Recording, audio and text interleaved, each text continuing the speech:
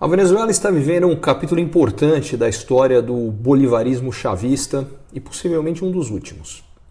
Recentemente o país cortou em 5 zeros a sua moeda, chamada de Bolívar Forte, e além disso fez uma maxi desvalorização de 95% do valor da moeda e aumentou o salário mínimo em 3.500%. Com todo esse aumento, o salário mínimo não vai chegar a R$100 por mês. Aí, com uma inflação que o FMI estima que deve chegar ou passar de 1 milhão por cento esse ano, fica fácil entender porque os venezuelanos estão tentando fugir desesperados e conflitos, inclusive, nas fronteiras com países vizinhos, como é o caso do que nós vemos no Brasil mesmo acontecendo em Roraima. Para entender o porquê que a gente chegou nesse ponto, é bom saber que o petróleo representa 1/4 da economia da Venezuela, metade das receitas do governo e que a estatal venezuelana de petróleo, a PDVSA, controla praticamente todo o setor. Aí o governo faz o seguinte, ele faz um subsídio gigantesco do preço da gasolina, tabelamentos, o preço da gasolina na Venezuela é de 1 centavo. O que, diga-se de passagem, gera um problema gravíssimo, porque a partir daí a gente tem muito contrabando de gasolina. O sujeito compra na Venezuela e vende nos países vizinhos. Bom, quem paga essa conta? A PDVSA, a estatal de petróleo. Além disso, recursos dela são usados para financiar vários programas do governo, programas sociais. Resultado, a empresa ficou sem capacidade de investimento.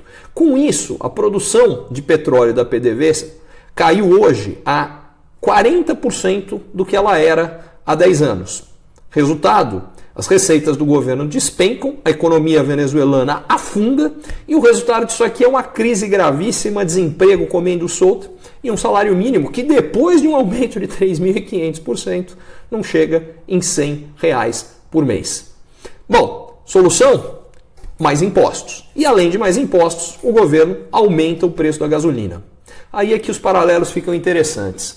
E os paralelos mais marcantes são com o que ficou chamado na história da Venezuela como Sexta-feira Negra, que aconteceu em 1989, quando o então presidente Luiz Herrera Campins fez a primeira desvalorização do Bolívar em 22 anos. Na sequência, aumentou o preço da gasolina e suspendeu os controles cambiais, igualzinho agora.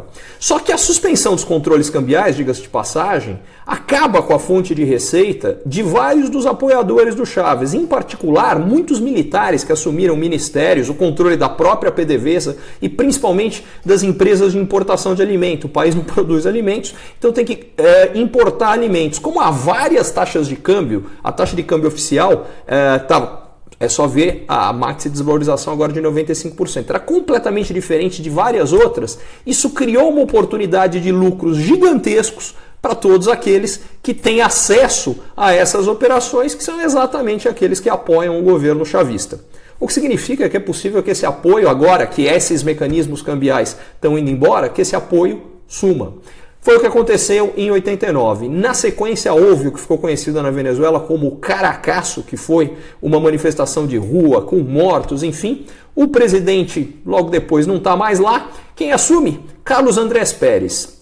Em 1992, o Chávez tenta fazer um golpe para derrubar o Carlos Andrés Pérez. Não consegue, mas aparece no cenário venezuelano. Ganha uma envergadura que até então ele não tinha. No ano seguinte, esse presidente cai por escândalos de corrupção e, em 98, Chávez é eleito presidente e nos últimos 20 anos vem o chavismo com apoio cada vez maior dos próprios militares que vem se sustentando há 20 anos, empobrecendo cruelmente a Venezuela, uma história muito triste e que provavelmente vai acabar ainda pior. Esses processos tradicionalmente acabam com mortes, com processos muito tristes, conflitos graves, para que depois possa haver um renascimento desse país.